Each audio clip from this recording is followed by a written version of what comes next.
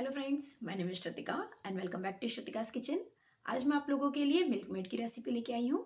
आज मैं बताऊंगी कि घर पे आसानी से मिल्क पाउडर के हेल्प से मिल्क मेड या कंडेंस्ड मिल्क किस तरह से बनाया जाता है। बहुत सारी रेसिपीज और मिठाइयाँ होती है, केक होते हैं जिनमें मिल्क मेड की ज़रूरत लगती है।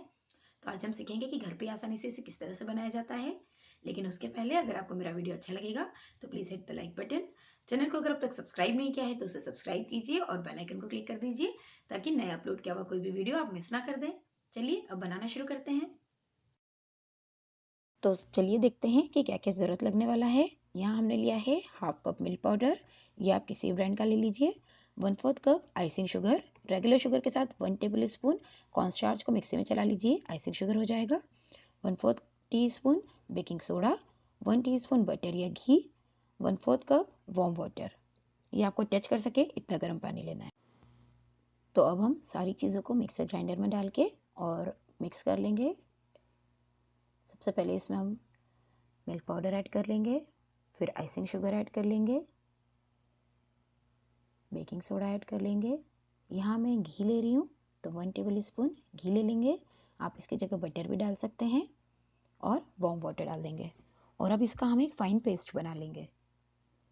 आप इसकी जगह चाहें तो एक बोल में भी सारी चीज़ें डाल के हैंड विस्कर से बना सकते हैं ये बैटर। देखिए हमें इस तरह की कंसिस्टेंसी चाहिए। अगर आपको ज़रूरत लगे तो आप एक्स्ट्रा वाटर ऐड कर सकते हैं इसमें। अब हम एक पैन गरम कर लेंगे और उसमें ये बैटर डाल के इसे कुक कर लेंगे 2 मिनट के लिए। हमें इसे केवल 2 मिनट के लिए कुक करना है ताकि इसकी जो कंसिस्टेंसी है वो थोड़ी सी थिक हो जाए। इसे लगातार चलाते हुए हम इसे कुक कर लेंगे।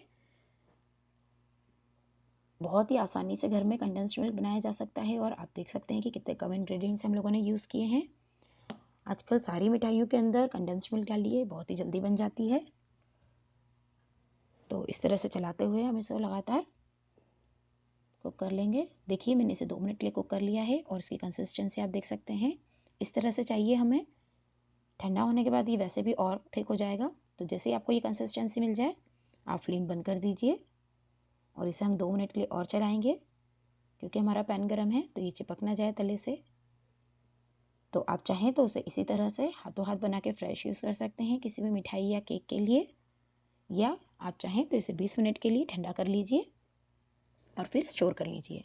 देखिए यहाँ मैंने ठंडा कर लिया कंडेंस्ड मिल्क और इसकी कंसिस्टेंसी आप देख सकते हैं एकदम थिक हो गई है और बहुत ही स्मूथ लग रहा है, ये बिल्कुल मार्केट जैसा बन गया है। तो अब इसे हम एक ग्लास जार में निकाल लेंगे। आप इसे किसी भी ग्लास जार में डाल के 20 दिन तक स्टोर करके रखिए। 20 दिन तक ये रेफ्रिजरेट करके रखेंगे तो ख़राब नहीं होगा। देखिए कितना स्मूथ बना है और एकदम मार्केट जैसी कंसिस्टेंसी आ गई है इसकी। तो अब आपको कभी भी कोई मिठाई बनानी है तो आप घर में ही बनाइए मिल्क मेड। और अब आप मेरी रेसिपी फॉलो करके बनाइए। जो भी सजेशंस है, क्यूरीज है, कमेंट बॉक्स में मुझसे शेयर कीजिए। और अगर मेरा वीडियो अच्छा लगे तो वीडियो को लाइक कीजिए, चैनल को सब्सक्राइब कीजिए और अपने फ्रेंड्स एंड फैमिली के साथ शेयर कीजिए। Thank you for watching. Bye bye.